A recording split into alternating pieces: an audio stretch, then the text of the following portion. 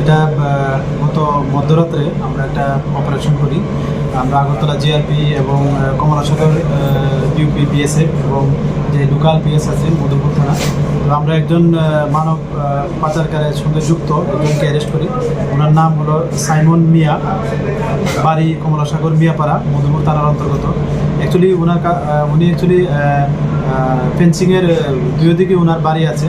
তো অ্যাকচুয়ালি ওই সুযোগে উনি যে বাংলাদেশ থেকে যে নাগরিকগণ অবৈধভাবে আসে ওই দিক থেকে উনি হেল্প করে এবং আগরতলা রেল স্টেশনে পৌঁছায় এবং যারা বিভিন্ন স্টেটে যাওয়ার চেষ্টা করে।